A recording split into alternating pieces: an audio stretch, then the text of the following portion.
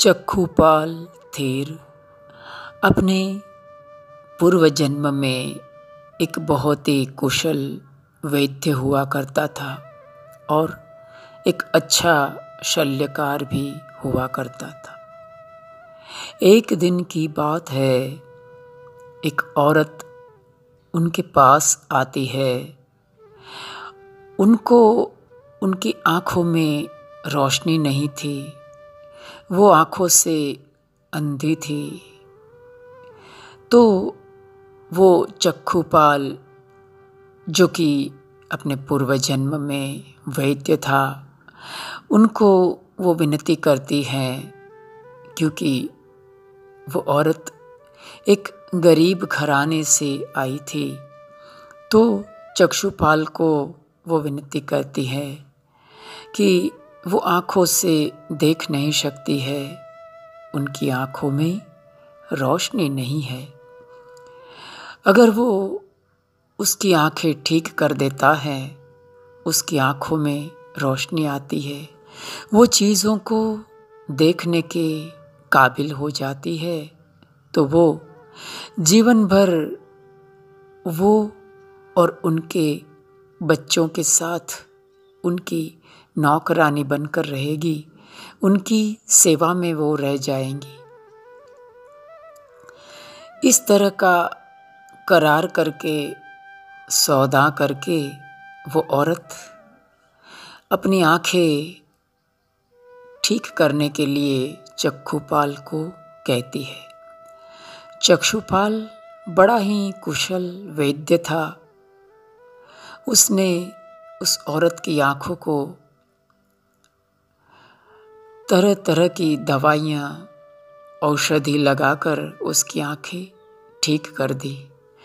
वो देखने के काबिल हो गई, सक्षम हो गई।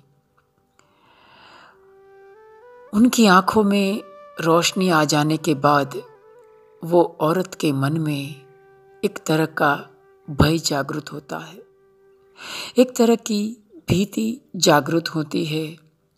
उसे लगता है कि अगर वो कह देंगी कि मेरी आँखों में रोशनी आ गई है, तो उसे चक्षुपाल के वहाँ नौकरानी बनकर जीवन बिताना पड़ेगा। उनका जीवन, उनके बच्चों का जीवन असह्य बन जाएगा। उनकी सेवा में उनका जीवन बिताना पड़ेगा। ऐसा सोचते हुए वो औरत वंचना करती है। चक्षुपाल के साथ वो एक छलावा करती है। चक्षुपाल को वो कहती है कि मेरी आँखें अभी तक ठीक नहीं हुई है। चक्षुपाल पहले तो समझ नहीं पाता है, वो उनको औषधि का प्रयोग करता रहता है। दूसरी तरफ जो औरत थी, वो चक्षुपाल के साथ छलावा करती रहती है। वो उनको कहती है कि मेरी आँखें बराबर नहीं हो रही है, मेरी आँखें और भी खराब हो रही है। उस प्रकार का झूठा दोषारोपण चक्षुपाल, जो कि अपने पूर्व जन्म में वैद्य था, उसके ऊपर लगाती है। चक्षुपाल बड़ा ही कुशल वैद्य था। उसे अपनी औषधि पर, अपनी युक्तियों पर उसे बड़ा ही विश्वास था। वो जान जाता है, उसे पता चल जाता है कि ये औरत झूठ बोल रही है, ये औरत उसके साथ वंचना कर रही है। इस तरह उसे पता चल जाता है, तो वो एक ऐसी औषधि लगाता है उस औरत की आँखों में कि वो औरत सचमुच ही अंधी हो जाती है। उनकी आँखों की रोशनी हमेशा के लिए चली जाती है। ये उनका कार्य उनके पीछे पीछे चला जाता है।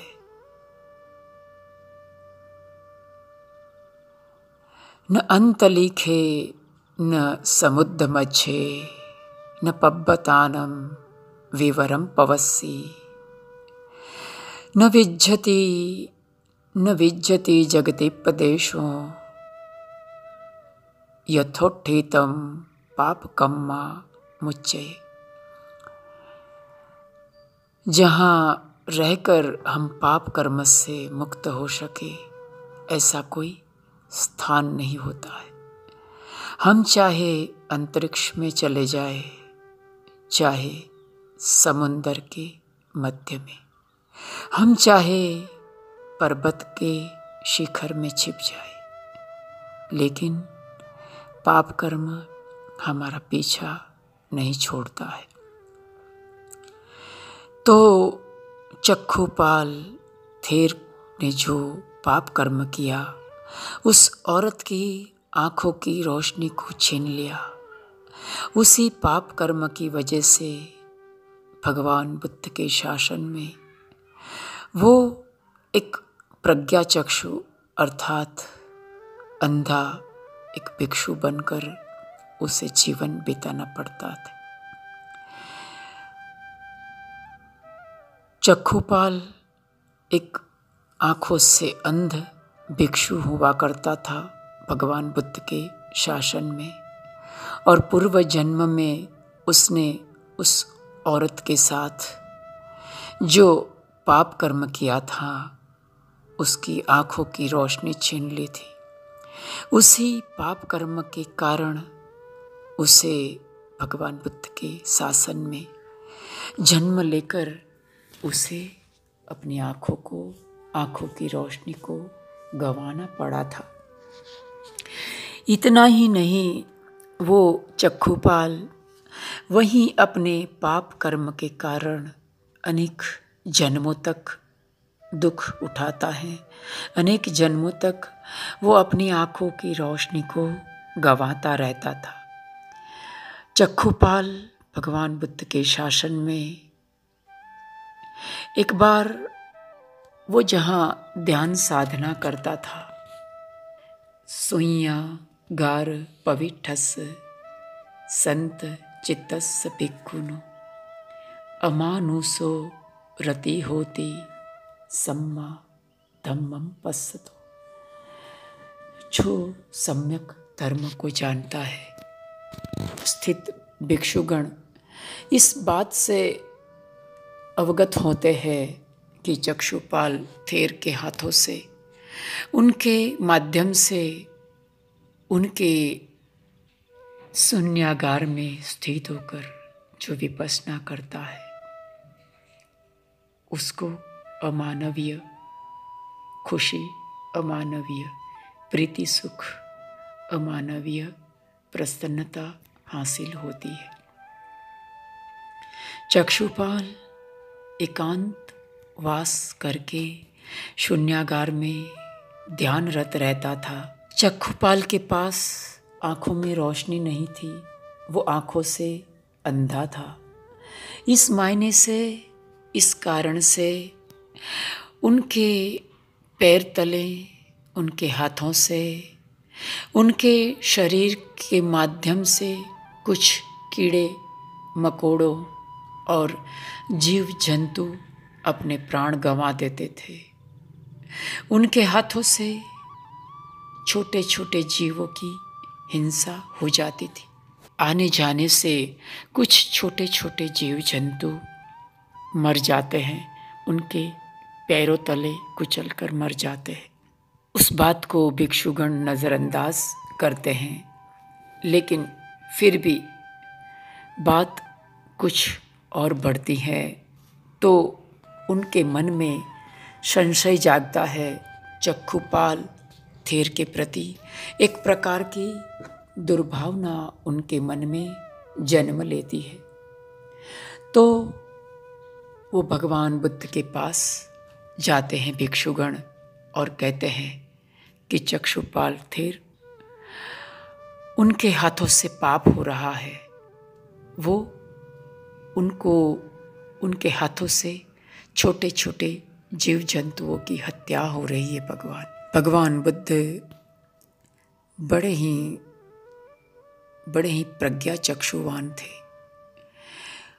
वो कहते हैं कि क्या तुमने उस जीवों को चक्षुपाल के हाथों से मरते देखा है? क्या चक्षुपाल ने उन्हें मारा है, ऐसा तुम्हें प्रतीत हुआ है? भिक्षुगण ना कहते हैं।